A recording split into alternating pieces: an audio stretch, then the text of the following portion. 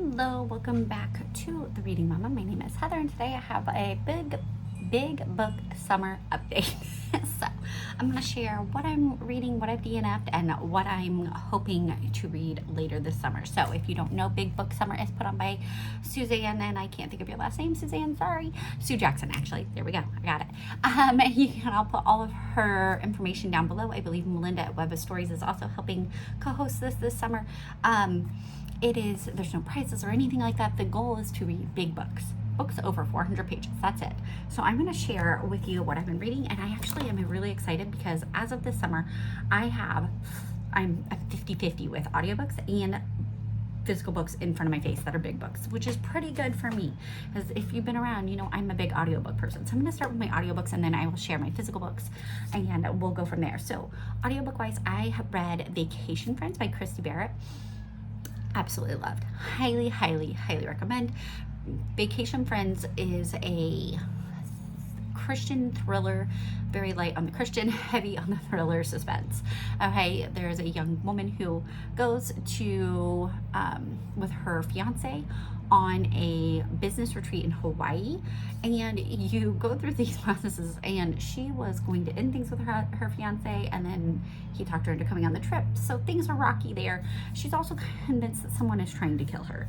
She meets with somebody else who knows some secrets from her past, and that's how it opens up, and it just snowballs from there. It was fast-paced, gripping, and I loved every second of it.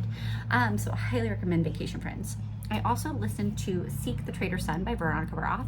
I don't recommend this book if you cannot handle spice or swearing, because it had both of those, and I was so disappointed. But I digress. The storyline was phenomenal. You have a dystopian sci-fi kind of thing going on, and you follow a couple of different characters' point of views, but basically you have a chosen one trope, and she is supposed to somehow fulfill this prophecy. She doesn't know how that's going to work.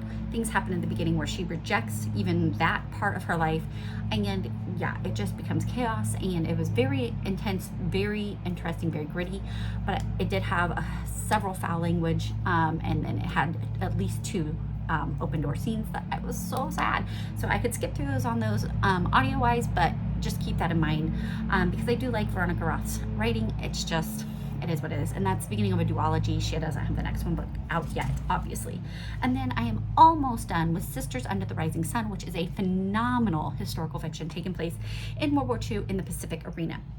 And we are following, it switches point of view kind of randomly, but we're following mostly a group of, they call them sisters, but they're nurses, and they're Australian nurses who are in a prisoner of war camp with women and children, and just the things that are going on and the horror that they're experiencing, and still trying to find light.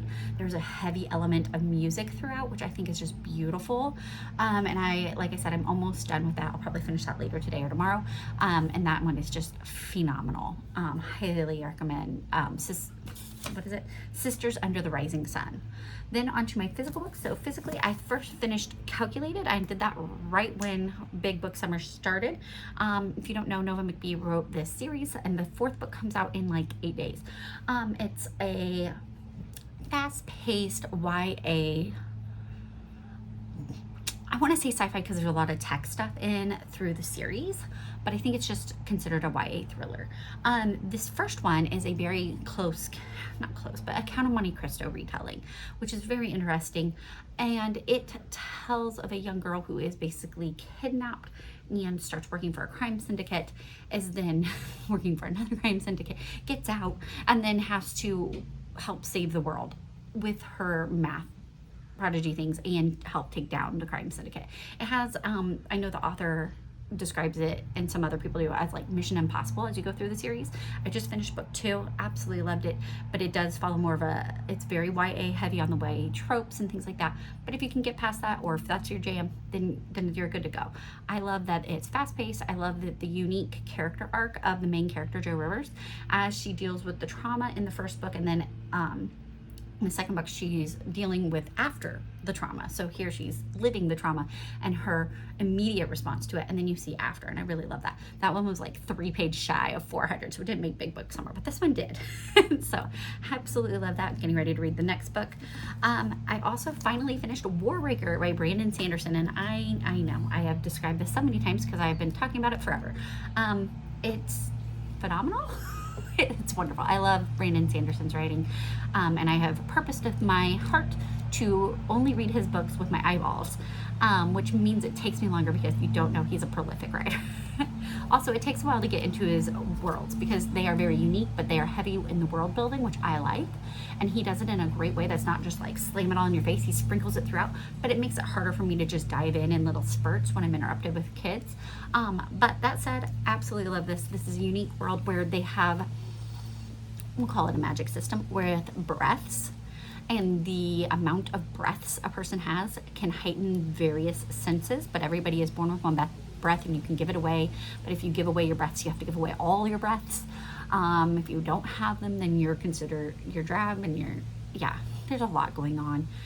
There's also people who are returned and they're called gods, but they're just people who've come back from the dead to give their life one more time and sacrifice for someone else. Yeah, there's a lot going on in here. As always, it's very filled with political. I thought this did a great job of kind of getting you to look at political and religious views and how they can be distorted based on who is in charge, because that's really what's going on. We have these 2 different kingdoms that had a split years before, and the daughter from one kingdom has been given to the other kingdom and is in a forced marriage.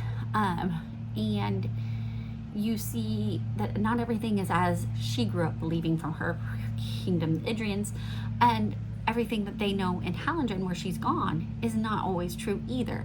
And so you see a lot of the inner workings of the different machinations of political groups and things, and how when they're all doing their own thing to suit themselves, they actually are hurting everyone. And along with that, how religion plays into those government things, because they're using the religion to profit themselves, to to improve things for themselves, not necessarily the whole group of the community. A lot of different things, some really great characters. I absolutely loved Syria and Susbran characters. There's some other characters who I feel like I need more information on. And then the phenomenal characters at the end. As always, Brandon Sanderson's known for those last 100 pages, the Sanderlanche, and it is a slow pickup. Once you get into it, you've got the world, then it just snowballs in the last 100 pages. And I don't explain his books well because they're really weird, they're really out there, but I absolutely love them. They're wonderful fantasy books with higher meaning behind them. There is a lot of talk, if I want to do content considerations, there is some talk of, because it's a forced marriage, so you get a little bit of nuances about relations in a marriage, but not really. There's a little more innuendo in here than there was in Mistborn series, but there's no, I don't think there were any open door scenes or anything like that. I don't even think, I think it's just mentioned. Nothing happens. Nobody actually has relations. Then I read A Flame Theory by C.F.E. Black, and I read it in 2 days, even though it's over 400 pages. I absolutely love this story. It was very fun. If you are into dragons and dragon writing schools, then this may be up your alley because it's super clean, no spice, and very fun. It was a weird kind of situation. We have some gambling and like mob type mentality going on. I feel like it was supposed to be set in like a early 1900s type, because you got the carriages and the cars, you've got guns and swords, you have, people were wearing skirts, but sometimes women wear pants, and it was messing with my mind. I couldn't quite figure out the world, how it looked. But hopefully by the time she writes book 2 and I read that, then I'll have a better idea. That said, I loved the characters. Some of them I really hated, which means you wrote good characters if I'm having visceral reactions to them. And also, you have a story of just a corrupt government and leading people. So it was very interesting. I really loved it. It has a major cliffhanger. It really ramps up towards the end of the book. You have to suspend reality. It's a fantasy book, so obviously some things are going to be kind of silly. They're upper YA tropes. You do have a romance in there. It's a lot. There's a lot going on. very much follows some other similar books of the days regarding dragon riders and things like that, but I think it does it in a really good way that's clean. Nothing is explicit. There is a little bit of innuendo in there, but nothing graphic, or I would be okay with my teens reading it. And then I didn't finish it yet, but I'm almost, look at that, I'm almost, there's a light at the end of the tunnel. I made a lot of progress in Count of Monte Cristo this year. I read, like, I started this at the beginning of the year, and you can see I'm I think 75% of the way through, it's according to Storygraph, and I'm getting there. There's just so much going on, and I know he was paid by like the amount he wrote, but holy cow, there's so many storylines. I had to print out, do I have it here? I have it somewhere. I have like, yeah, I had to print out a character map because I needed help keeping track of everything. So I found this really cool character map that is helping me remember who's who and where they're coming from and why they're there and what is going on. And then we also got the Jim Caviezel video from the library. So I'm gonna watch that this weekend. And hopefully in July I will finish this mammoth. Books that I DNF'd, That Hideous Strength. I know, I've been saying since I started this channel, I was gonna finish the Space Trilogy. I'm gonna do it. I didn't like Out of the Silent Planet. Second time it was a little better. I didn't like Paralandra. Why would I think I would like That Hideous Strength? I wanted to finish the series. Just wanted to finish it. But I cannot. I just can't. Maybe I will keep it on my shelf, and maybe someday I will be able to read about Ransom and his weird life on the different planets and the different creatures. I didn't even get that far into this book. I just hate Ransom. I hate him. So I couldn't keep reading. So I DNF that for now. Coming up the rest of the summer, here's some of the books that I'm hoping to get to. I'm hoping to get to Elantris, though. I don't know that I'll finish that. That's another Brandon Sanderson book, and I have literally no clue what it's about. I go into Brandon Sanderson as blind as possible. It's got a quote from Orson Scott Card on the front, so that's gonna be good, right? I'm gonna read The Once and Future King. I am going to finish this. I have started this so many times, and then I'm like, oh, I forget what happened, so I start it again. It's King Arthur's story. Do I need to say more? It's King Arthur. I just need to sit down and read it. I do enjoy it. I do like it. I even like the writing style. I just like pretty shiny new things keep popping up, and so I put it down. I want to reread Hunt of Calypso because I've read it once on a digital, and I couldn't mark it. I couldn't find all my favorite quotes. So I'm going to reread this and hopefully finish that. That's also over 400 pages. If you don't know, this is part of the Grimoire and Key trilogy written by Aaron Phillips. This is book 2. It just came out. Book 3 will come out next year. And this book follows a so in the first book you've got the beginning, and your gender swapped Count of Monte Cristo characters are getting all the naivete and all the heartbreak and all the terror and all the things. And then we come to this book where now we're dealing with the aftermath, dealing with all the feelings of everything, and hoping and plotting to get to revenge. Also, just the key word that I have with this is magical pirates. It has magical pirates, and I didn't think I would love magical pirates, but I love magical pirates, and it is now one of my favorite tropes. This has it. I absolutely love it. I love the characters that Aaron Phillips has written. I love their witty banter. I love just the unique plot line that she has and how it relates to Count of Monte Cristo, and I have loved reading this and seeing it play out in her books. It's really awesome. Another book that I've started and hope to continue is, yeah, there we go. The Mill and the Floss. I started this and the writing was phenomenal, so I need to read it. I actually don't know what it's about, other than the first 3 chapters had the most beautiful writing that I wanted to copy every sentence down as quotes. Okay, maybe not every sentence, but a lot of them. It is just so beautiful. So I'm going to continue reading that, hopefully, and then I hope to pick up Six of Crows by Lee. Is it Lee? Yeah, Lee Bardugo. Don't know anything about this. Don't tell me. I don't want to know. I just know it's a fantasy. I know it's very popular. It's got the Netflix little thing. Why is this not a sticker I can remove?